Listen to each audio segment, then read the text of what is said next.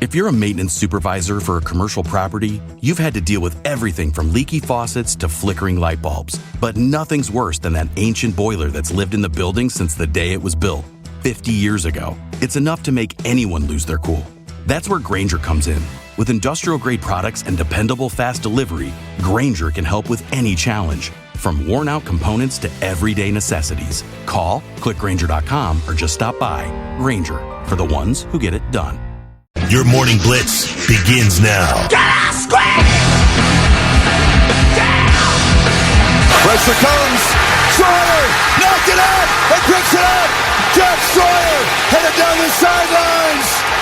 Ohio State scoop and score and dagger from 82 yards. Ewers steps up down the middle, it's intercepted. Caleb Downs has got it, and he'll just take a seat at the 41. And Ohio State can start plotting for Notre Dame and celebrating a third consecutive playoff victory. Buckeyes out of the championship game. Oh, it was a beautiful thing. That was something else, wasn't it? It was fantastic. Something else. You know, I must admit that I had to watch the ESPN replay on Saturday because, of course, I went to bed at halftime. Do you believe it? But I did hear my husband. How? He lost it. I was probably in REM, and all of a sudden I heard, go! Go! Go! Yes! Was that yes! Sawyer? Yes. And it made me like smile, so I knew something great obviously was happening. So he came running upstairs. He's like, you won't believe it. And I'm like, tell me everything. Why did you just stay up? Well, because there was a long time between the beginning of halftime and when that happened. Oh my that was God. quite a bit of time. I got a lot of good sleep in there. Oh, so you did fall asleep before. 100%. I was sound asleep. Well, why did he wake you up? Because I told him to. Oh. I said, if anything great happens, please celebrate, please cheer. I need to know. Oh, my gosh. See, I would have been like, whatever happens, don't tell me a word. I'm going to get up and watch it tomorrow morning. Oh, no. Huh? You know, the funny thing about Sawyer doing that, you know, he sacks him, he recovers the fumble and picks it up. He and Quinn Ewers were roommates. Oh, I heard that about 1,000 times after during the game. Oh, that's hilarious. The beginning of the game, the middle of the game, the end of the game. Oh, my gosh. I didn't know what all you heard. It was one of those little tidbits they love to just continue to repeat. Oh, well, it's great. Like, okay, made my day. It is. It really was. And then, and then they both spoke about each other at the press conferences after, which I didn't hear that. Were they friends? Yeah. Are they? Yeah. Really? 100%. Oh, man. Yeah. I don't like that guy. Yeah. I don't like Quinn Ewers. Well, he got sacked enough to where it should have made you feel pretty good. Oh, yeah. Yeah, turned the ball over. It was great. It was. Yeah. And now we're on to Notre Dame. Yes. And I'm telling you, Kelly. The Catholics versus the Christians. That's what it's like. You see, being a Christian myself, I love seeing all the Buckeye players who kneel down before the start of the game and all that. To me, it's like overwhelmingly cool to see that. So I'm like, uh-oh. Get the Catholics v. the Christians. No, I get it, because it seems like that stuff seems like it's supposed to be taboo now. And I'm like, they can do whatever they want, man. Oh, and a lot of them do. Most of them do. Yeah, they do. I love. It's like like C.J. Stroud, after every game, first thing he does. Yep. Thank God. Thank the Lord. Yeah. I think it's really neat. And that's fine. I don't know why it bothers people, but some people it does anyway. But so I can't wait. We're a week from tonight. Week from tonight, baby. And we'll have Jeff Logan in here next Monday morning. Oh, that sounds so good. I'm really excited. It's incredible. It is. Man, you think about where we were emotionally right after the Michigan game. Yeah. And look where we are now. Yeah. Unbelievable. It's on a high. Still don't like that we lost to Michigan. No, I of course still hate not. that. Yeah, absolutely. However, yes, I'll take a natty. But this is I'll fun, take a natty, man. baby. This is so much fun. So congrats to the Buckeyes, man. You guys have earned it. Worked your asses off. Overcame so much adversity this year. And here we are. And I'll tell you, Kelly, Notre Dame doesn't throw the ball very well. They run the ball really well, but we shut down the run. Ask Tennessee. Ask Oregon, ask Texas. We shut down all of those really, really good running games. And unless Notre Dame can win the turnover battle by at least 2 turnovers, I don't see how they have a chance of beating us. The number of penalties we racked up on Friday night, that was really frustrating. It was because it killed like 4 drives. Yeah. Those penalties did. And all year long, we had only averaged 4 penalties a game. We averaged like 4 a minute. I know, it was way out of character. It was wild. And, so we shall see. You know, I mean, I say we should win this game, but you know the old saying. That's why they play the game. We will play that game, and we'll see what happens. Yep. But I like our chances a lot. I didn't even look to see what the line for the game was yet. I'll have to check on that. We looked at prices. We had a big family trip. Really? I mean, just for the fun of it. We're not going, obviously. Okay. We don't have that kind of money. It's crazy money. We're going to spend all our vacation money on... yeah, right, exactly. But I think the cheap seats were $2,600 a piece. But we like to do that just for the fun of it. You know, think about, okay, well, we could drive. We could spend our vacation money on a couple of tickets, and then you got hotel and food. And the cheap seat is $2,600. Cheap seat. That's one ticket. One ticket. Man, can you imagine you spent $5,200 just for the pair of bad seats? Yeah. And travel and hotel, food. And then what if your team loses on top of it? Oh my gosh, it's a huge risk, isn't it? It is. I mean, if you got the money to just throw away, you know, if you've got that kind of disposable income, have at it. I would if I had it. Yep. You know, then I'd go in a heartbeat. Yep. But I can't afford to do that, man. That's crazy. Yeah. Crazy money.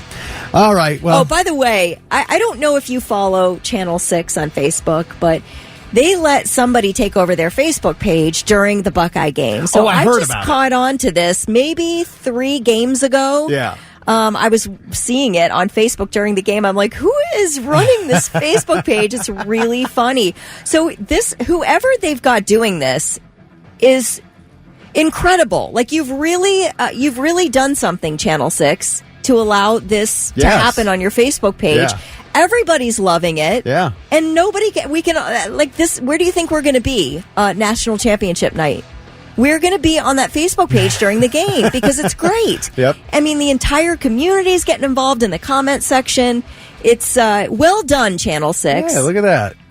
Yeah. Love it. Love it. All right.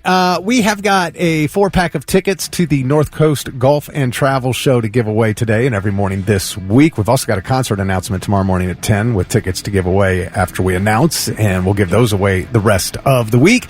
Right now, Morning Blitz trivia with $25 to waterbeds and stuff if you're the first one to text in the correct answer. Kelly, there's a woman from Kansas City, and she had cosmetic surgery. Had what removed in order to get a smaller waist? Tell us what she had removed in order to get a smaller waist. She's from Kansas City, and the first person to text in the correct answer at 99-700 gets the gift card.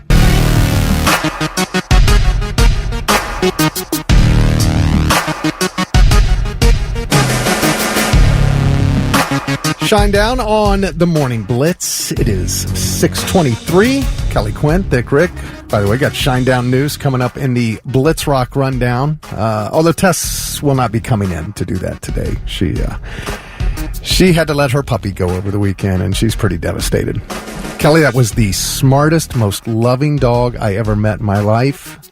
And it was a great treat when I got to dog sit for Stella, Tessa's dog. So she stay home. Just stay home. Go to bed. She's a mess. Yeah, it's oh my gosh, is that a terrible, terrible day when you have to put your dog down? Oh my gosh, a family member, man. It's really it's like one of your kids. You know, it's crazy. It's a tough one to get through. My condolences, and I know you were close to Stella as well. Man. So she spent so sorry. A lot of time at our house. So it was sad. Oh, it's awful. So we said, stay home. Just stay home. We'll take care of the Blitz Rock Rundown. So we will have that coming up at 8:30. And again, Shine Down news there. Right now, our Morning Blitz trivia question was, this woman from Kansas City wanted a smaller waist, so she had what removed? Had surgery to have what removed to get a smaller waist? And this is crazy to me. She had ribs removed. Well, you know, celebrities have always been accused of having ribs removed. Is that right? Yeah, like Cher and Prince, and I think it was just a rumor. Marilyn Manson. Well, that, you heard that one. That one wasn't to make his waist smaller. I know. No, I mean that was the most ridiculous. I'm like, what? But people that are was always the being dumbest accused of rumor that. I ever heard in my life. I did not know though that was a thing. There was rumors. Feels like it should be illegal to do that for a cosmetic reason. Well, I don't know. I didn't even know you could. I didn't even know. But I guess your ribs are just there to protect, right? They don't serve. Do they serve any other purpose other than to protect stuff? Yeah, I think. I guess. I don't know. But if that's to what they do, keep your body from folding in on itself. Well, I know. It seems kind of dangerous. But her name is Emily James, and what shocked me was the surgery. They call it cosmetic surgery. It seems like more than just cosmetic surgery. It just seems unethical as heck. It seems nuts to perform that surgery for $17,000. That's what it cost her. That's it. I thought it would have cost a lot more than that. I'd love to know what doctor did that, so I know to never ever go to that doctor. Well, here she is talking about it. I got my ribs removed. I got them removed for cosmetic purposes. These are my rib bones. There's 6 of them. This one's so tiny and small. So let me keep them. Plan on having someone make a crown and like incorporate my bone pieces in there and like shave them down. She's gonna wear this crown? That is a person with mental health issues. I'm telling you, man, that's nuts. Who does? I mean, go on Ozempic like everybody else who wants a more defined waist. Is it possible that she had like big, wide rib bones or something, and it wouldn't have been possible to get a smaller waist that she wanted? Your ribs don't go down to your waist. I guess they kind of do. I guess they kind of, that's where they meet, right at the top of your waist. I'm trying to. Well, no, they're coming up this way. Right on the side here. Yeah, down here, but that's it. I mean, where she got them removed. She has on the 6. side. 3, just go up. That's crazy, man. People will go to some extremes. I will be fat before I do something nuts like that. That's just off the wall. All right, do have to say congrats to Rebecca Hobson from Groveport. Rebecca was the first one to text in the correct answer, so she's got $25 to go spend at Water Beds and Stuff and Beds and Stuff Superstores. It's the Morning Blitz. And now it's time for I've Got Something. Let's see if these dummies have anything worthwhile for us. 6:39, Kelly Quinn, Thick Rick, and the Monday morning edition of I've Got Something. Well, I've got something. All right. Mandy Moore, actress, singer Mandy Moore, is pushing back at all the heat she's been taking for posting a GoFundMe for her in-laws who lost their home in one of the wildfires. In an Instagram post this past Thursday, Mandy Moore told followers that her brother-in-law and sister-in-law lost their home and everything they own in the Eaton fire. And she posted, please consider donating and sharing to help them rebuild. She linked a GoFundMe page. She didn't start it, somebody else did, but she shared it on behalf of her in-laws. And the goal was $60,000. So people started responding like, Mandy, it's $60,000. Why don't you just pony up? You know, you can close down that GoFundMe right now with your own money. Somebody posted, quote, the audacity you have, a multimillionaire asking everyday people who live paycheck to paycheck to donate to your family member when you could easily give the full goal amount without it affecting your family financially in any way. Her net worth is $14 million. So Mandy Moore responded to the criticism by writing, people questioning whether we're helping out our own family or attributing some arbitrary amount of money that Google says we have is not helpful or empathetic. Of course we're helping. We just lost most of our life in a fire too. Kindly F off. No one is forcing you to do anything. So, yeah. I get it. Everybody Googles her net worth and thinks that they know what she has. A net worth doesn't mean you have that kind of money in the bank. Well, no, it's not cash. It's everything. The thing is, it is $60,000. Yeah. And I'm fairly certain that Mandy Moore could have just given her family that money. By her comments, are you telling us, Mandy, maybe it's not 14. Are you telling us, though, you're not a millionaire? Is that what you're telling us? I think she's just saying, look, I'm just sharing somebody's GoFundMe. It's my family. Like, a part of her home burned down, too. So, you know, she's got her own devastation to deal with. She's trying to help. Everybody's beside themselves. And all of us who aren't in LA are, like, passing judgment, I guess. Upon, you know, what people are doing in a crisis situation. So I did feel bad for her, you know, to have to take that kind of heat when she's also suffering and she's just trying to sort of pass along information and help. And I don't know. But then also, you got to have a little bit of self-awareness. Yeah. You know, like when Oprah posts a GoFundMe or whatever, Right. you're like, oh, You're a she's hard a pass billionaire. on that. Good night. All right, that's my thing. Okay. There's a lot of misinformation that gets spread around the internet, and I know you got a TikTok news story coming up today. Well, this story started flying around TikTok because last Monday, somebody was flying out of San Francisco, and they posted a video of the Golden Gate Bridge from the plane they were on. And they said that the pilot gave them a message about the bridge. The pilot said, "Take one last glimpse of the Golden Gate Bridge." So all of a sudden, people started thinking something was up with the Golden Gate Bridge. I got some clips here. Not to be an alarmist, but is something going on with the Golden Gate Bridge? I feel like something's going to happen with the Golden Gate Bridge. I've just gotten 3 messages about the Golden Gate Bridge. What's going on? Is something about to happen or happening? I saw 3 videos of people on an airplane where the pilot told them to look out the window at the Golden Gate Bridge. It might be your last chance. There were so many comments like this one, but I was just saying that the plane was flying away from the Golden Gate Bridge, so it was the last time we were going to see it. Just on that flight, it was the last chance. If you want to see it, it's right out the window here. But somebody took that and made it sound like something. Everybody did. Well, you just need one, and then it's just all the reposts and that then happen. it started spreading all over the place. I mean, it was crazy. People thought it was going to disappear. It was going to be destroyed or blown up. Disappear. And I'm like, what are you guys? They just thought something nefarious was going to happen. Beauty of social media. Well, it's the internet, man, and whether it's social media or message boards or chat rooms, people they hear something and they run with it, and then everybody starts believing it, and it's crazy. It is how fast. That's why I always said social media is like high school. You walk in the morning, somebody tells you a rumor about somebody, and by 3 o'clock in the afternoon, man, that rumor has gone completely sideways and insane from what it was when you heard it in the morning. Right. It is like unbelievable. Yeah. And then people think it's gospel, some of them. It's like anything you hear on TikTok or social media, you should immediately just Google it, just to see. Don't ever just start believing something, man. You have to fact check. Disturbed on the Morning Blitz, 6:49. Kelly Quinn, Thick Rick, back on a Monday, and we're going to get up to 31 today. Yesterday was pretty nice, not bad. It wasn't bad. Considering the past week. Yes. We got a little sunshine. I saw my driveway was melting. I could see it all, and sidewalks were melting, and it's going to 31 today, and then it's over. Then we're right back into the Arctic for, I guess, polar vortex leftovers, whatever, because tonight we're going down to 9, and then our highs for the next couple of days will be in the teens with lows near 0. So let's deep freeze it out, baby. we're getting rid of those bugs. Let winter do what it needs to do. We're getting rid of those bugs. Getting rid of bugs and providing a good spring fishing season for you. Yes.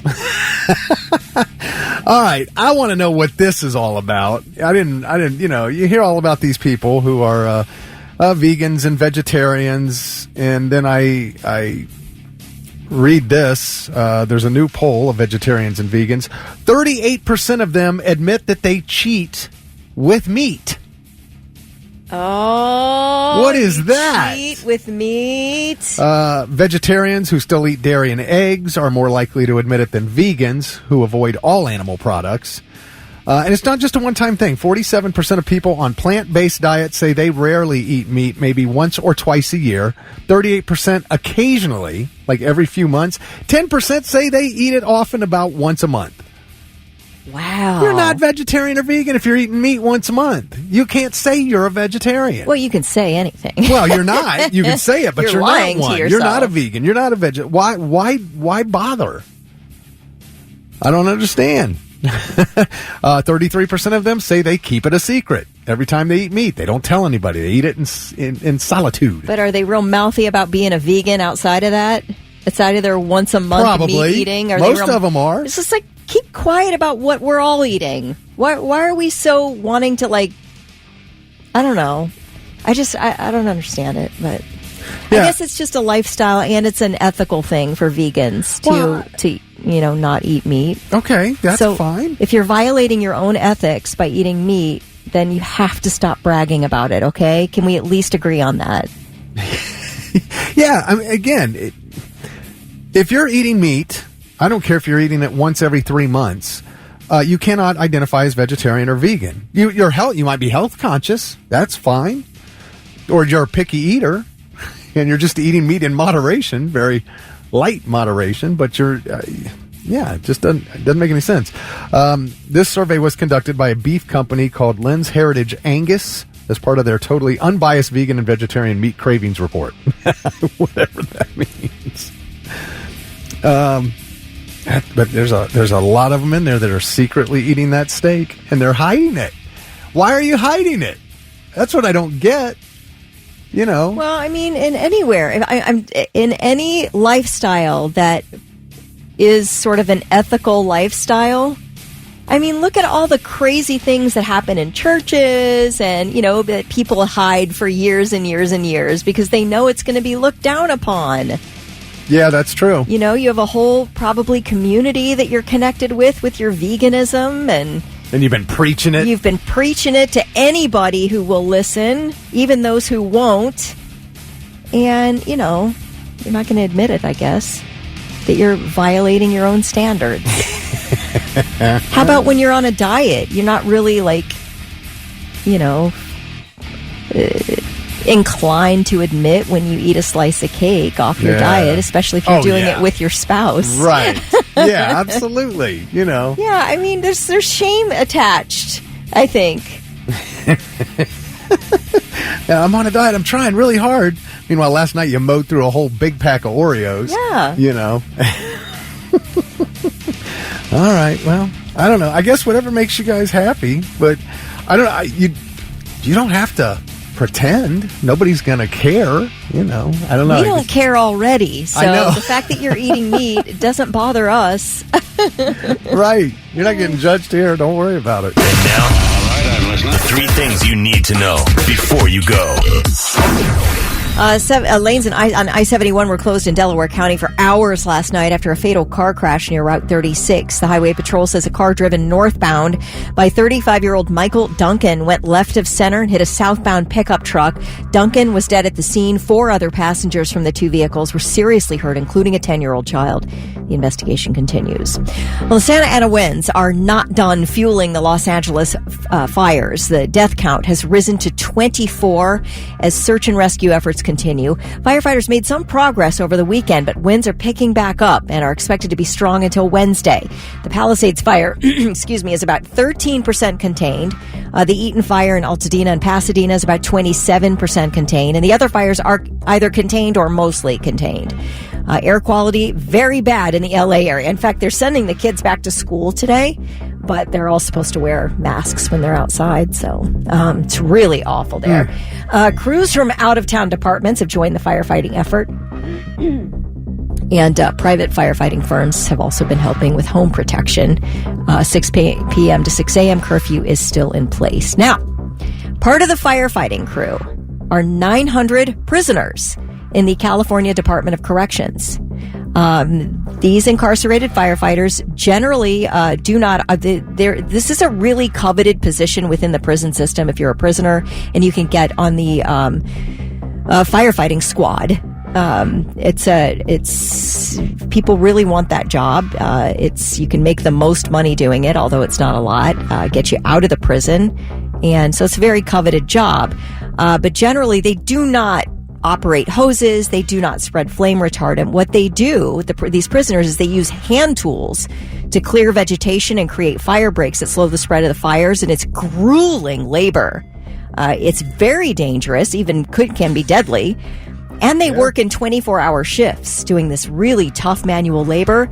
And if they're lucky, they make maybe $27 a day per 24-hour period. They make about $1 an hour fighting fires. So the ethics are in question here, I think. Yeah. Yeah, definitely. Taking a prisoner who would rather be fighting, doing grueling manual labor during a wildfire than being in the dangerous confines of a prison.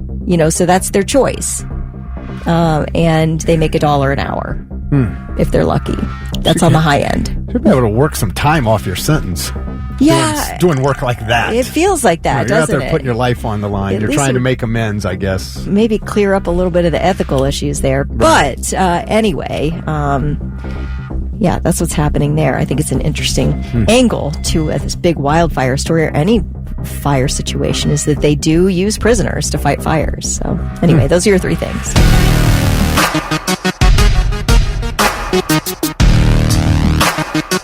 Highly suspect on the Morning Blitz, 7:06. That's Kelly Quinn. I'm Thick Rick.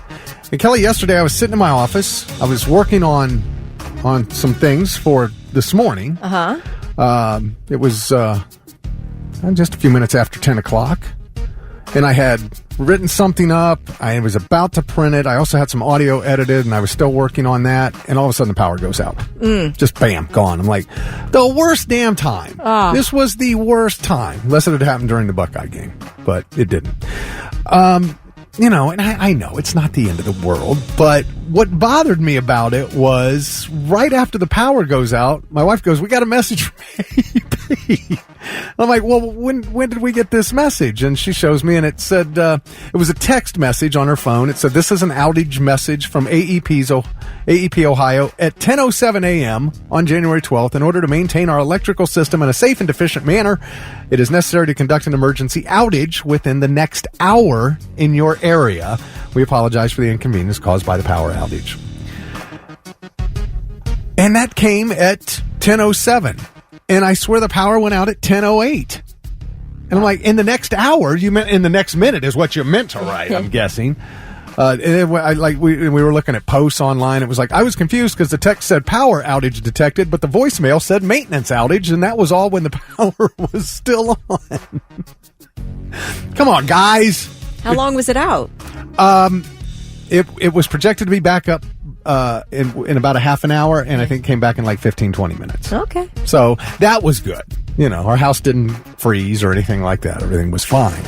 But it was just, I was mad for selfish reasons. I had just done this work, and you just, wiped it all out.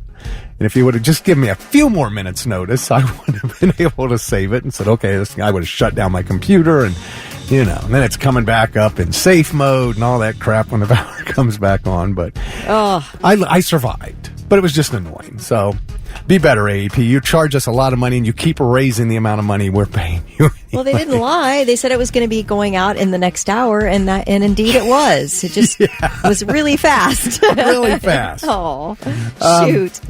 All right. Anyway, I was working on, I've been so into the wildfires. I can't stop watching and reading about everything. It's heartbreaking. And one of the things I did see was a KNBC news reporter who got slammed deservedly, Robert Kovacic. He was taking a lot of heat because he was interviewing actor Dennis Quaid. As Dennis was evacuating his home, he saw him and he ran up to interview. The dude's trying to pack up and evacuate his home, and this guy wants to interview him.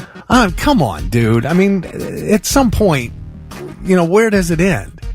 I mean, these media people. He had a Brentwood home, and the guy just stopped. He saw him. He's driving around through Brentwood, and he sees some famous person. Oh, look, Dennis Quaid. Let me interview him. No, leave the guy alone. He's trying to get out. Did Dennis stop, or did he say, F off, I'm trying to evacuate? I don't know. But he was in the middle of packing up his belongings. That's what the story said. Quaid said, we've all had a really big lesson that our experience of reality can change in a moment. But everybody thought the interviewer was really crossing boundaries. Yeah. I mean, you're evacuating. It's a tragic thing going on out there, and you're trying to, get yourself some extra ratings by interviewing the famous guy. See, I don't hate him for it. Really? I mean, you're out there to do a job. You're out there to cover it. You're out there to show what's going on, and you see a famous person, aren't you going to at least say, hey, do you have like a quick comment or something? I absolutely would do that if I was a reporter on the scene trying to report what was happening during evacuations in a wildfire. That's what the news is for. Yeah. You don't have to stop. You can keep going. You can report the story and say, we saw Dennis Quaid packing up. You don't have to go bother the man. Dennis Quaid didn't have to stop. Dennis Quaid could have just walked right by and said, man, I'm busy. I hope you can understand. That's it. That's what he should have done. Definitely. So, I don't hate the reporter for doing that. I really don't. Though everybody was on David Muir, when he was with his little firefighter jacket pinned back with clothespins. I know. Who busted him out? I don't know who did. Who was it? It was all over the place. I can't remember who busted him out. It was great, though. I saw some guy, some gay guy on TikTok goes, it already looked like a gay Halloween costume, and he had to make it tighter. It made me laugh so hard. Oh, that drove me crazy. It was pretty funny. I wish I could remember who it was. They said he got back on the air with a looser jacket the next time. Yeah, it was just hanging at that point. So, that's great. All right, I did want to mention that Iron Maiden guitarist Adrian Smith lost his home in Malibu. That went down. Also, Larry Lalonde from Primus, guitarist for Primus, he lost his home as well. So a couple of rock stars. Man, it's just it's so tragic and terrible. And then you have some drama that's coming out of this as well. And I want to talk about a couple of stories coming up. Marilyn Manson on the Morning Blitz. It is 7:23. He's got a new documentary out about him, but it only airs on some news channel in the UK. I don't understand why. This Marilyn Manson documentary, it says it airs on UK whatever news something, and I'm like, well, I'm not going to see that over here. I don't know. Maybe it'll come out on Netflix or something after it airs over there, but weird, very odd, I thought. Anyway, this is one of those things that makes me question my own beliefs, because I don't usually buy into this stuff, but then something like this happens and it makes me wonder, and it's like right there, and it's because I've just never had any experience. It's like ghosts. I don't believe in ghosts, although I'm more than willing. I'd like to see one, but I just have never had any kind of experience. Well, same thing with these, mediums. And there's a famous Hollywood medium named Tyler Henry. Do you know who that is? I don't. All right, he's got a show on Netflix, very popular. It's called Live from the Other Side with Tyler Henry. And he always has these celebrities on, and, he's telling them, what kind of visions he's having about them and stuff. And 3 months ago, actress Ricki Lake and her husband Ross Birmingham were on Tyler's show, and Tyler had this, he's having whatever his vision or whatever, however that works was, and here's what he said to them on the show. Keep in mind, there might end up being a coincidence where not only do we lose something, and I'm trying to articulate this without it sounding concerning, I think this may have already happened. If there was a loss of material objects from both fire and water, though, that's the kind of weird distinction. It's two separate things. Okay. So we're going to end up finding that there's a story where, there was a house fire or something along those lines. A fire risk. So that was back in October. And then last Wednesday, Ricki Lake shared the tragic news that she lost her home in the Palisades fire. And I'm just like, okay. I mean, California's on fire every year. Yeah, but it's usually not. It's not a stretch. Yeah, I guess. So, okay, well, thank you then. See, that helps me.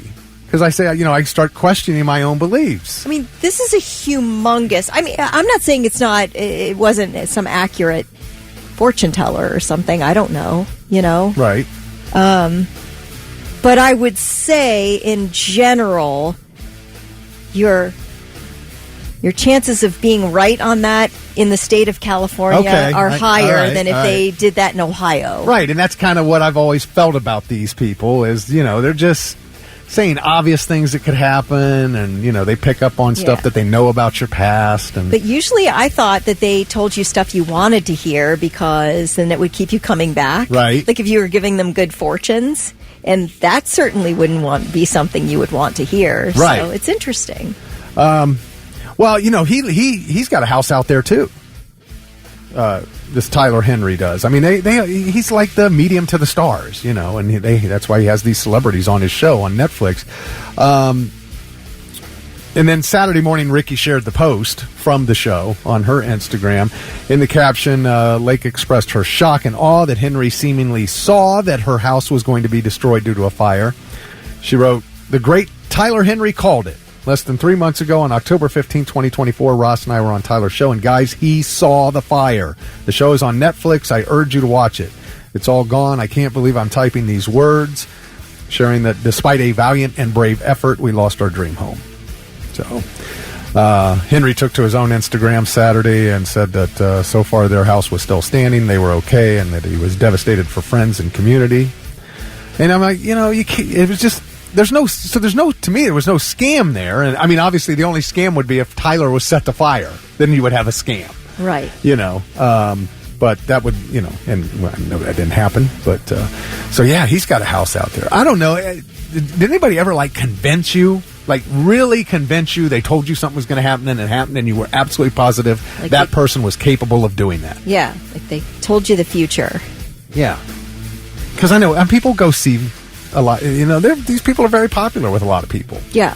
Now, I will say, and, not to drive home, I don't know, not to slam the Bible in your face, but for Christians, for Christian people, you're warned against seeking, right?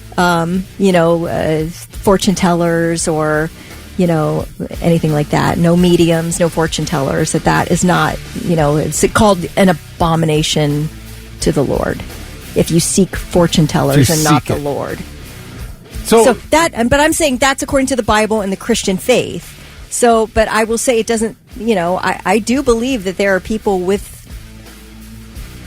I don't know where you're getting your powers, but I don't think it's from God. Okay, that's what I'm saying. I guess what I was going to ask you regarding the Bible, does it dispel these people? Does it say they're frauds? No, it does not. So it's basically acknowledging that they exist. Right, but that maybe they're getting their information not from a heavenly source. Okay. Yeah, I get that. You believe in power, in, the spirit world. Right. And good and evil. And things like that. Now, that's what I'm saying. That's according to the Christian faith in the Bible. I get it. But I'm not saying that people don't have powers. I don't know. I've never sought one because I've always been afraid. I honestly. It's like a Ouija board, right? I'm like, I don't want to mess with that because I don't want to mess with spirits that aren't of the Lord. Right. In my own faith. Yeah. But I don't know. People have had experiences, undeniably. Yeah. I was just curious. It was, how were you so thoroughly convinced?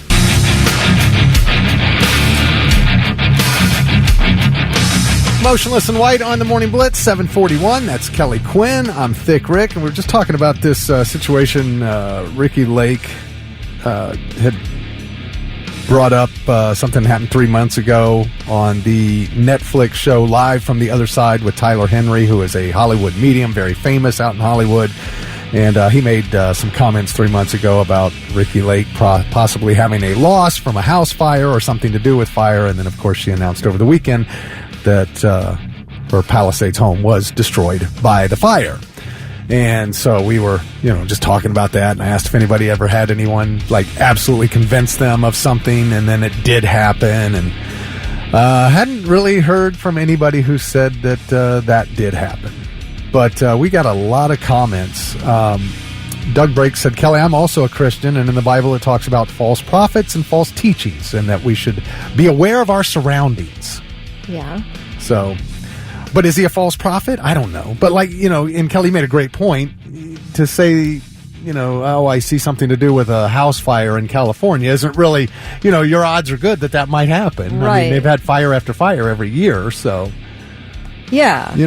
It's I like, in Ohio, well, you're going to face a tornado warning at some point this spring. I don't know exactly when. Matt Jackson said, man, it's fun to get into these taboo subjects. You guys could open a whole side talk show about these topics. Yeah. Like, oh my gosh, and people get into it, man. They really do. Carrie said a coincidence does not have to be a superstition. No one talks about when guys like Tyler are wrong. Right. So that's a good point. I think people are just really desperate for information about the future and assurances and something, it's tough sometimes to not know what's coming. And I understand the desire to want to peek inside the future. I just think you'd be really careful about that kind of stuff for sure. Yeah, Matt, because Matt said you guys are starting to tread the waters of spirituality with what you're talking about. And then he said we should have a side talk show. Jacob Master says, watch Ghost Adventures with Zach Barnes. That's a good one. Okay. All right. Now, then I saw this text from TJ. Rick, conspiracies that the fires were set to make way for a smart AI community. Have you read about this? No. Kelly, have you read anything about this? So I just looked it up. And sure enough, it is all over the internet, this stuff. A claim has emerged that the California wildfires were intentionally started as part of a criminal land grab to construct smart cities under the United Nations 2030 agenda. Huh. How about that? I have seen people say that, and wait, do you know who Jillian Michaels is, right? The trainer. She was on the weight loss show. Yes. Okay, Jillian Michaels. Yes. So I think most people know who she is, or at least recognize her face. But she lost her home back in 2018 in California to another fire. Mm-hmm. And what people are talking about is that all this devastation and loss of, people's homes and everything, it is really difficult to get permits there to rebuild. Yeah. And in fact, I saw her on TV talking about how it took a full year for her to be able to get a permit to clean up her property, to clean it up. She was unable to get a permit to drain her pool. And she said there were dead animals in her pool for a solid year. Oh my God, She was why? not What allowed is to that? drain it. But there were animals in there because they were escaping the fire and ended up in her pool, apparently. And, she said the process for getting permits to not only clean up but to rebuild is so infuriating and time-consuming that rebuilding in this situation, it'll be really interesting to watch. It will be. All right. Because a lot of people don't have the wherewithal to fight. And they'll just, I guess collect insurance and move somewhere else. I don't really know what the process will be for people, but they say it's going to be an insane rebuilding process that's going to take forever. I imagine. I can imagine. All right, so Khloe Kardashian. Oh, yeah. What happened to her? She's getting attacked because she was slamming Los Angeles' Mayor Bass for compromising the fire department's ability to fight fires. There was a torrent of criticism on social media calling Khloe a hypocrite for talking the talk and not walking the walk. So she went off on L.A. Mayor Karen Bass after the L.A. Fire Chief Cali claimed Bass did not adequately support their department because there was a lot of budget cuts, evidently, among other things. And the fire chief, what was her name? Oh, Kristen Crowley. She was talking to the news, and they were asking her about these budget cuts and if this was the problem. Did the city of Los Angeles fail you and your department and our city? It's my job to stand up as a chief and exactly say justifiably what the fire department needs to operate to meet the demands of the community. Did they fail you? That is our job, and I tell you, that's why I'm here. So let's get us what we need so our firefighters can do their jobs. Did they fail you? Yes. Regarding the Times article that came out that the Santa Ynez Reservoir was closed to repairs and it was empty. 117 million gallons of water could have been used in this fight. Sure. So my stance on this is when a firefighter comes up to a hydrant, we expect there's going to be water. We don't control the water supply. Our firefighters are there to protect lives and property and to make sure that we're properly trained and equipped. That's my position on this. So if there's no water, I don't know how the water gets to the hydrants. Please defer that to DWP or whomever controls that part. But I can tell you the resiliency of our firefighters, if there's no water, they're going to go find water. They're going to figure out a way to do the best they can with what they've got in a very dynamic situation. One of our anchors wants to know if the department is advised that the Santa Ynez Reservoir was going to be emptied. Were you aware that there was no water there? No, we weren't aware of that. They don't have to advise you? Not that I'm aware of, no. So you had no idea that there wasn't such needed resource? No, we weren't. That's crazy. Yeah. Man.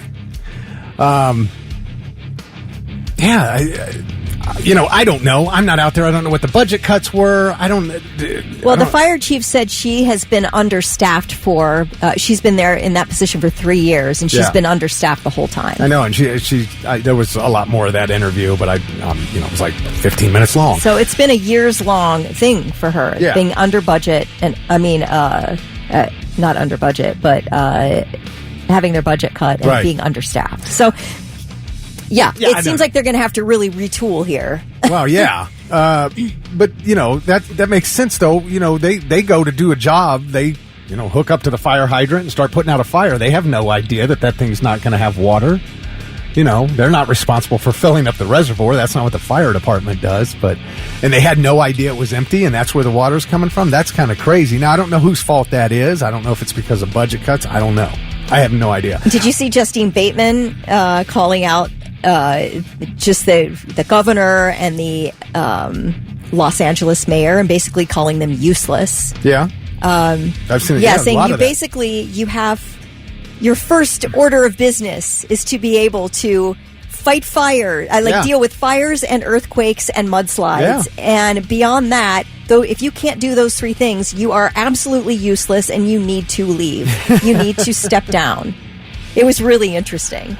Well, so Khloe Kardashian saw that interview with LA Fire Chief Kristen Crowley. Okay. And she started ripping into him. And she made this post and said that Mayor Bass was worthless and should be ashamed, all this stuff. But then back in June of 2022, the Kardashians were heavily criticized because Khloe's Calabasas home used 100,000 gallons of water over the allotted limit. Kim Kardashian's property used 232 gallons of water over the allotted limit. Oops. And so one ex-user wrote, instead of Khloe Kardashian talking bullish about Mayor Bass, people should be talking about how she and her sister used in excess of over 300,000 gallons of water in just 1 month during a drought. How about the water waster just STFU? Another one said, wonder where all of our water went. Kardashian greed. No wonder our land is burning. So now people are turning around and blaming the Kardashians for the lack of water. Oh, man. If I was a celebrity, I would keep my mouth shut. Yes, man. Why? Oh, I don't need people digging into everything I've said in my past or done in my past. Here was another post. Khloe Kardashian thinks she's better than anyone else. That's why she wasted over 300,000 gallons of water. I'm not interested in anything that stupid E dope has to say. Boycott her vain and useless family. Well, after those 2022 reports, they caught a bunch of crap then. Yeah. For that. They did install water-saving measures on their properties. All right, so no double jeopardy for them. They've already received the crap for that in 2002. You're not allowed to do it again. It's hilarious, man. So. There was also a rumor that Oregon sent a bunch of fire engines to help with the fire, and they were stopped at the border and not allowed to come in because of emissions testing. Oh, really? Yeah, because California is just so. Oh, so there was some article about that. However, okay, fact check. What happened was each truck was given a routine safety check in Sacramento to make sure each engine was equipped, mechanically sound, and able to respond, and they were all allowed in to help fight fires. So 300 firefighters and 75 engines from Oregon are hard at work in California. These cool, these planes. Not the ones that dump the red, the pink stuff. That stuff. No, but the ones that fly out to the ocean and they just skim the top and it scoops up just thousands and thousands of gallons of water, and then they fly back and dump it on the fire, and then they fly right back. They don't have to land or anything. They just scoot. The plane flies down over the surface, and the water just flows into this giant tank in the plane. And then they just go back up and go. And I thought you couldn't fight fire with salt water because then it's destroyed the earth below. Is that stupid? Oh, I don't know anything about that, but I was watching these planes do that. Yeah, you were watching it. So I don't know. Yeah, you can't salt the earth or nothing will grow there anymore. I didn't know that. I had no idea, but they were doing it. I was watching these things do that. So. Yeah, I have no idea. I mean, you might have to do it. You might have to make that sacrifice. Right, right. I mean, it's like, how long is it going to be before that lands good anyway? I mean, it's going to take forever. So, I don't know. But I was watching. It's not like anything's lush and growing there anyway. You're right. And now, listener. 3 things you need to know before you go. Southwest Airlines is already preparing for Buckeye fans wanting to go to the national championship game. The airline announced 5 additional nonstop flights from John Glenn International to Atlanta from January 18th through the 20th, and 6 additional return flights on the 21st. Of course, Ohio State beat Texas Friday night 28-14 in the college football semifinal to advance to the championship game against Notre Dame a week from today. So, Kelly, it'll be exciting. The guy who won my fantasy football league, he was in California at the Rose Bowl when I PayPal'd him his winning money. Okay. And he goes, this is great. I'm going to need this when I get to Vegas before I head over to see the Texas game. I go, what are you talking about? He goes, well, I'm in California. I was here to see the Rose Bowl, and then I'm going to go to Vegas for a few days before I go to Dallas to see the Cotton Bowl. And I'm like, dude, ultimate vacation. I said, gee, just book. What's this guy do for a living? He's retired. He was a realtor. Oh, okay. And he goes, I said, it must be nice. He goes, yeah. He said, retirement's been pretty good. That's fantastic. How fun. Yeah, good for you. The tour of championship games. Good Lord. I love that. I wonder if he's going to go down to Atlanta, too. I bet he is. Sounds like that's the final stop. The Supreme Court on Friday heard starkly different views on whether the government can effectively ban TikTok.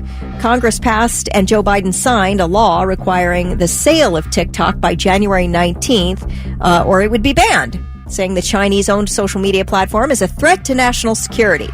But the app is used by 170 million Americans, roughly half the population, to express their views, to make a little money or a lot of money, depending on the case.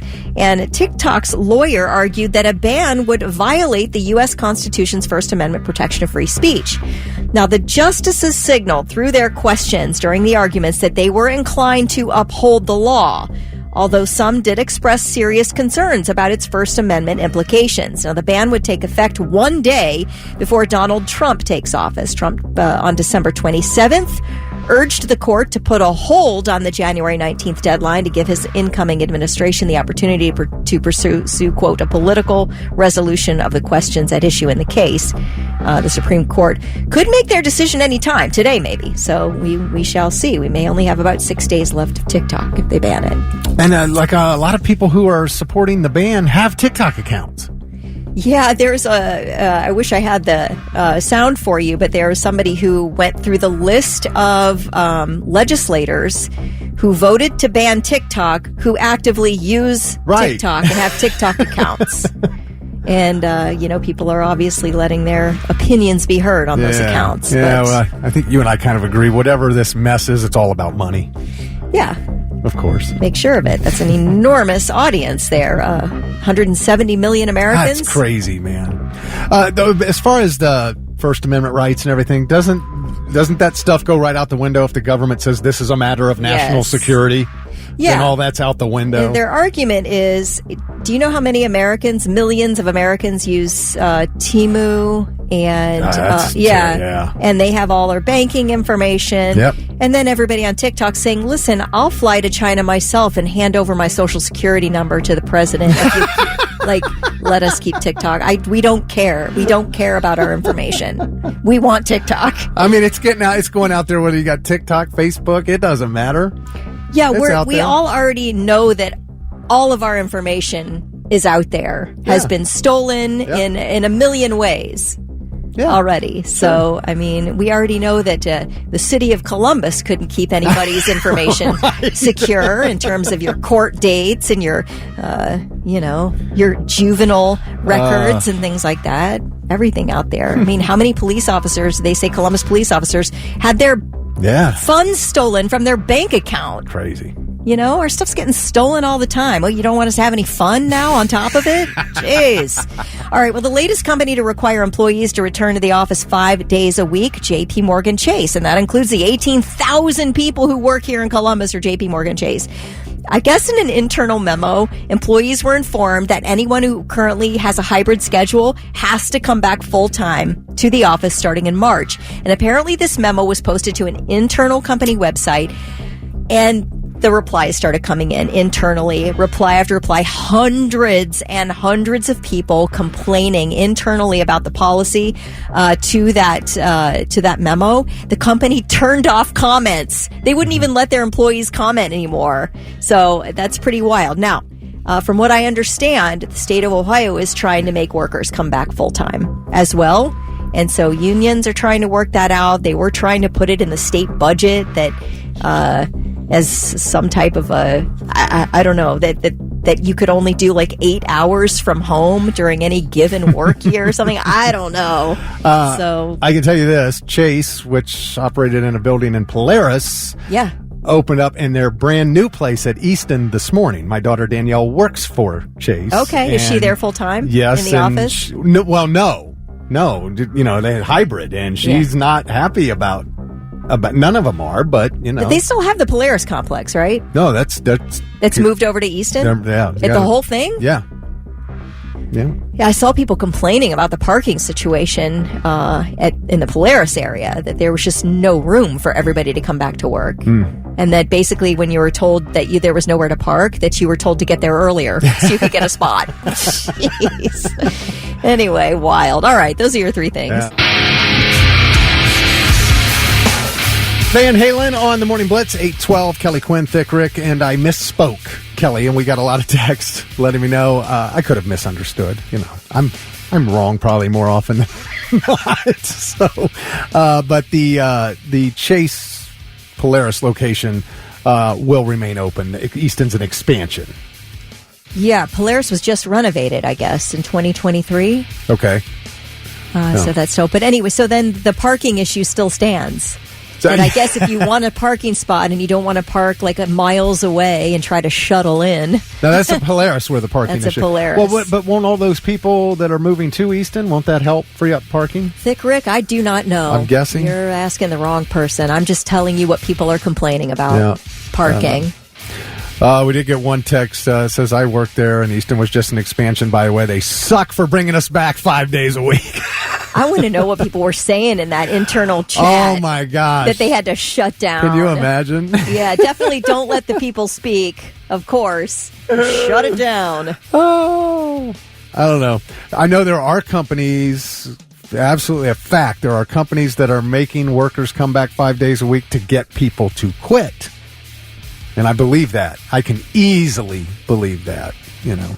This person said, to clarify on the state of Ohio return to office, it's been a back and forth, and employees have been jerked around by the union and management. Where it stands now, this person texts that starting in 2 weeks, it's in the office 3 days a week, and you can't make Friday and Monday a work-from-home day in the same week. Also, contractors are still allowed to work completely remotely. So you contract with the state of Ohio. There are people who are at home and they're not working, at least not very hard. There's a lot of them. So, all right, we got your 4-pack of Why don't you come back to the office and not work very hard? Yeah, right. I don't know. I feel bad for people who have a whole life now at home and they've managed to work and worked well and productively, and now you're yanking them back in the office. That stinks. Yeah. Well, and maybe that's how you get rid of your unproductive workers. All right, 4-pack of tickets to the North Coast Golf and Travel Show, January 24th through the 26th. That's at the Ohio Expo Center. Talking unbeatable deals on golf equipment and accessories. You can go to columbusgolfshow.com for tickets, details, and you can win a 4-pack this hour. You are listening for Korn's Got the Life. When you hear it, be caller number 9, 1-800-821-9970. When you hear Got the Life from Korn, caller 9, you will get that 4-pack of tickets.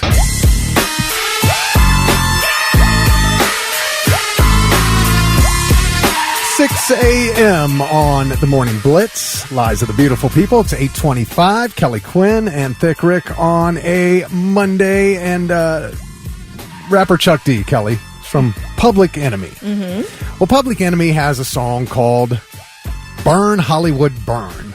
Came out in 1990. Burn Hollywood Burn.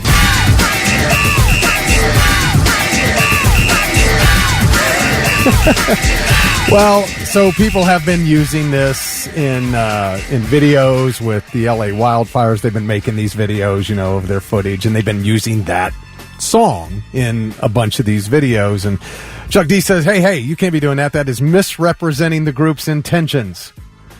And in a statement posted to Instagram, Chuck D wrote, Burn Hollywood Burn is a protest song. This is a 1990 track from Public Enemy's third studio album, Fear of a Black Planet.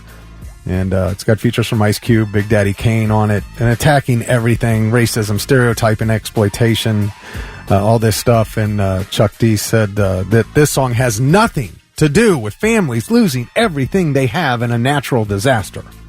And to please stop using their song in these homemade videos that you are making. I get it. I mean, you don't want to be associated with that, right? Well, I feel like if you do something like that, then we all see what kind of person you are. So you're just exposing yourself. Well, I also like heartless, right? Yeah, I also don't. Well, yeah, I mean, when you think, this is terrible what's happening, and you got video footage of it. And, burn Hollywood, burn. You're hating something there, right? I mean, but although I wonder if some people don't know the meaning of the song and they just hear it and think, "Oh, this is perfect to use with my video," So Chuck D says, "Cut it out, guys." I'm tired of your goddamn rock and roll, anything goes lifestyle. This is your Blitz Rock Rundown, the Monday morning edition. Rock and roll! 8:40 on the Morning Blitz, and before we get into the Blitz Rock Rundown, I wanted to say congratulations to Thomas Hamner from Plain City. He was caller 9 when he heard Got the Life from Korn, and he scored that 4-pack of tickets to the North Coast Golf and Travel Show. That's coming up January 24th through the 26th, the Ohio Expo Center, and you can go to columbusgolfshow.com for tickets and details, and we'll be giving those tickets away every day this week. So another chance coming up tomorrow morning. So Tess is not here for the Blitz Rock Rundown. Sadly, over the weekend, she had to put her dog down, and the dog has been her ride or die for a very, very long time. Man, it's just like a family member, man. And so, just stay home. Stay home. Don't worry about it. And she sent me all the info and stuff. So I will try to do as good a job as Tess does on this, Kelly. I have total faith in you. Okay. Well, first thing we're going to start with is Pop Evil. They said their new stuff would be their hardest yet, and they have a new single now called Wishful Thinking, and you can actually see the music video. It is up over at theblitz.com. Just click on Air Staff and scroll down to Tess, and she's got it there posted on her section, and we'll give you a little clip of this. Wishful Thinking, brand new from Pop Evil.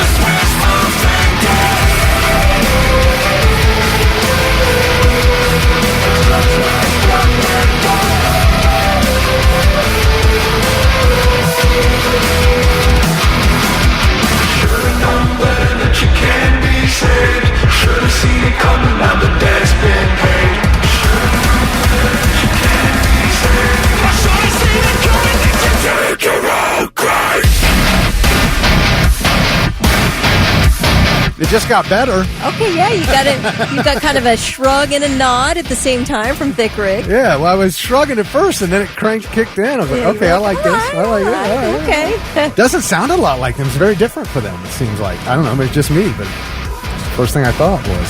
So, all right, well, yeah, I'm sure we'll be spinning that, Wishful Thinking. Again, you can see that over at theblitz.com. All right, what is Fred Durst and the guys from Limp Bizkit up to? Well, they just got their own beer. Fred Durst got his own beer. Celestial Beer Works dropped an American IPA called Fred Thirst. Okay. I mean, seriously. Come on, dude. You could have come up with a better name than that, right? Fred Thirst. Because of course, right? I kind of like it. They say it's loaded with Citra and Mosaic hops. So expect flavors like sticky pine resin, orange rind, and lemon hard candy. It's 7% alcohol, so, if you have too many, you might end up breaking stuff. See what I did there? I did. I really liked it. Well done. Right now, you can only get it in their tap room or online at Celestial Togo. T-O-G-O, CelestialTogo.com. If you want to get some Some of Fred Durst. I want to try it just because of the name. I want to try it. I really want to see what it looks like. Oh, you're pulling it up? Trying. Fred Durst. Fred Durst. I like it. Oh, that's great. All right, let's move on to AC/DC.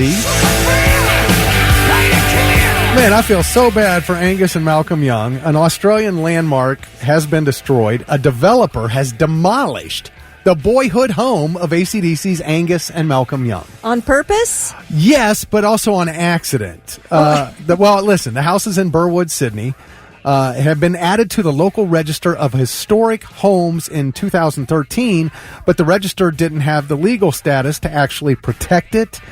Fans are really upset about this, but the company says that it wasn't on purpose. The previous owner never told them about the house's cultural significance. And so now they're genuinely sorry that they knocked it down.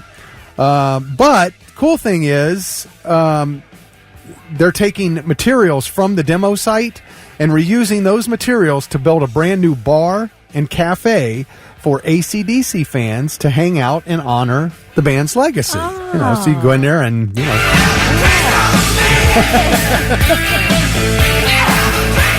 The developers even released a statement saying they deeply regret the oversight and are committed to making things right. And, you know, so, I mean, they're really trying, you know. Yeah, they said, to the global fan base of AC/DC, please know that we hear you. So, well, that's good on them for doing that. Right? It sounds genuine. Like if the guy that sold it to them, they had no idea. They're just doing this job and whatever. And so I kind of understand that. All right, let's move on to Shinedown, our final story. Last summer, Brent Smith and Zach Myers of Shinedown said their 8th album was about 35% done, and they were hoping to drop it in April or May of this year, and that we'd hear music from it sooner than we think. Well, they just posted a video teaser on Instagram of Brent lip-syncing to this new single called 365, which is due out on January 21st, and here is a clip of that teaser.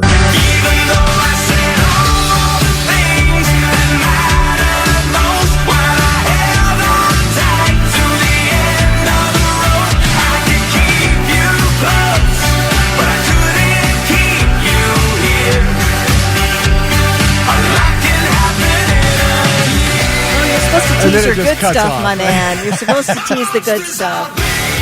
Yeah, like this.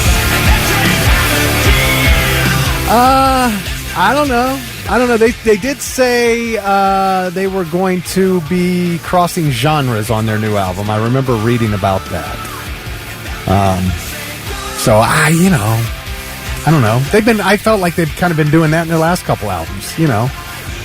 But like you listen to a song like Daylight or something, you know, it doesn't really rock, but powerful message, you know. I don't know what 365 is all about. That's 20 seconds of the song, so yeah. I don't know.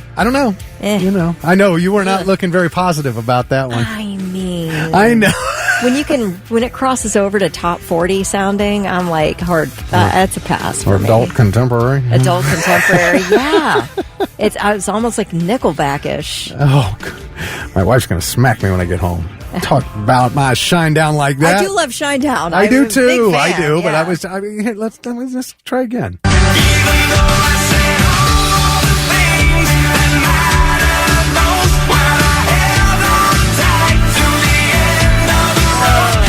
Yeah, it's really poppy. That's worse the second time. It's really poppy. All right. Well, yeah, you know, what are you going to do? We'll see. There's a whole album there. That's just album. One song. Maybe they were like, let us give you a taste of the worst song first, and then it's all gravy from here. Well, that's the first single, though. So that's the first thing they're going to give us to play, you know, before the album comes out. We'll see. Shinedown, Sound of Madness on the Morning Blitz, 8:52. Kelly Quinn and Thick Rick. Doug Rogers said 20 years from now, that new Shinedown song is going to be on the hits of the 2000s. Yes. Yeah. Right. It's going to be on the Light Rock playlist on Spotify. Justine said, Shinedown was on the classic rock station at my laundromat Friday, and I sprouted 3 gray hairs and got a backache. That's funny. Popcorn Pam says, Pop Evil has the right idea. Yeah, they went heavier. Yes. So, Byron loved the, if you drink too much, you'll break stuff thing. And the whole have a drink Fred on me Durst from beer. AC/DC. We have alternate names for Yes. Fred Thirst beer. Doug Rogers said, should have called it Drink Stuff. That's great. And then he said, no, wait. Better yet, they should have called it hot dog flavored water. Yes, that would have been perfect. It's pretty good. That's good. All right. So I don't know if you've noticed the moon over the weekend getting closer and closer and bigger. Do you know what tonight's full moon is called? I don't. Wait a minute. Let me guess. It is the not harvest. It would be some kind of winter solstice moon. No, that was the 21st of December. Tell me. The wolf moon. Ooh, I love it. Yes, it's the wolf moon. I can see a wolf howling in the snow. Is that right? It's going to be right next to Mars. You'll be able to see the full moon and Mars right next to each other. Yes. It will reach full lunar. If I could speak, it will reach full lunar glow at 5:27 p.m. today. Okay. According to NASA. And it's the sun's shining right now, so it might be clear enough to see, but it's also close to the Earth. For 3 days, the moon will be full, and that will run through Wednesday morning. January's wolf moon name originates from the Maine Farmer's Almanac, which published Native American names for each full moon. And according to NASA, it came from packs of wolves heard howling outside the villages amid the cold and deep snows of winter. So, winter is coming. Winter is here.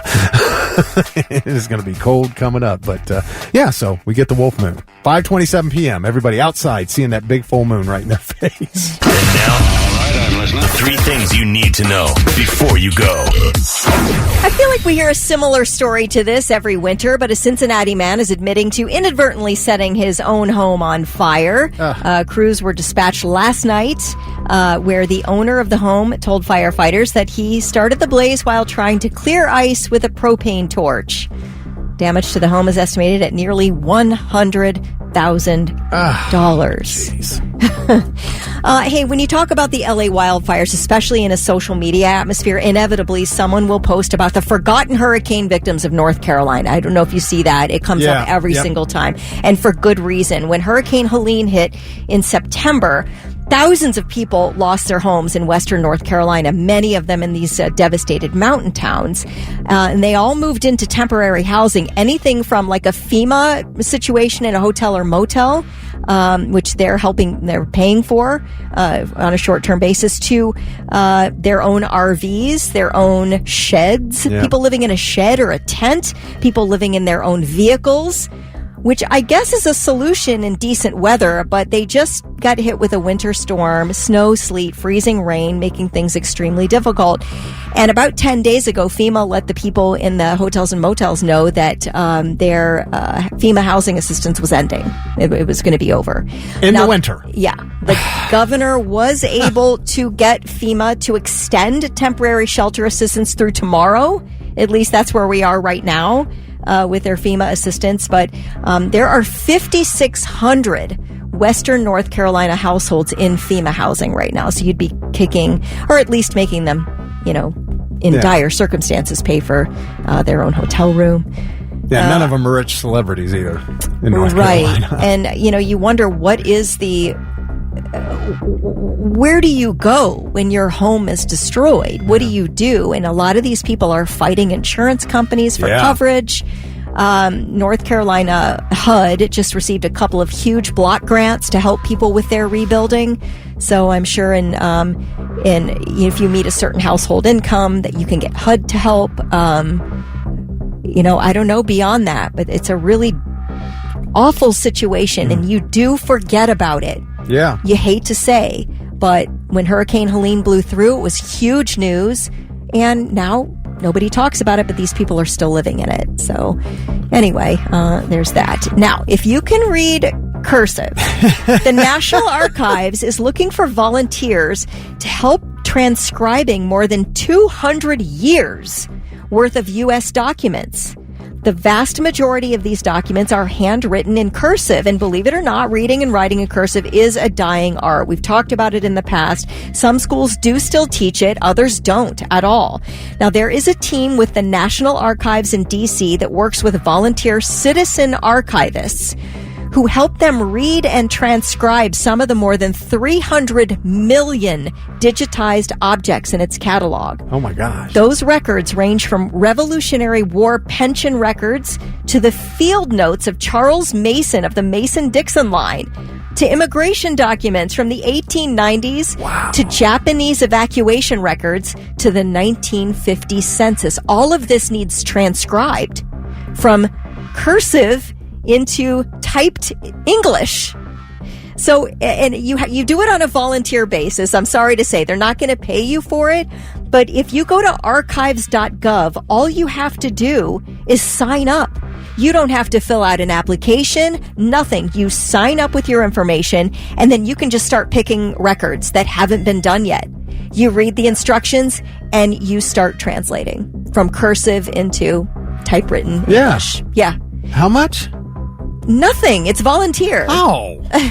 Yeah, but it's... I didn't catch that. You can be a part of, like, the National Archives. I mean, I think it's pretty neat if you, like, something you want to do with your free time, especially with TikTok going away. Let's help them translate some important U.S. documents. Right? We can have a little piece of history. I'm sure you can put it on your resume that you helped translate National Archives. Yeah, I guess there's something to that. I just don't have any free time. It's just interesting. I think it's be interesting to sign up and see what's out there, what you're being asked to translate, because some of those written in cursive, it's tough to read. And even if you can read cursive and learned it in school. Well, yes, it depends on the handwriting. Right. Yeah, it's tough absolutely. handwriting sometimes. So I can read and write cursive, no FYI, problem. But if you've got 30 minutes on a weekend, you want to check that out, you can go to, archives.gov and see what's there to translate. I'm intrigued. Yeah, me too. All right, those are your three things.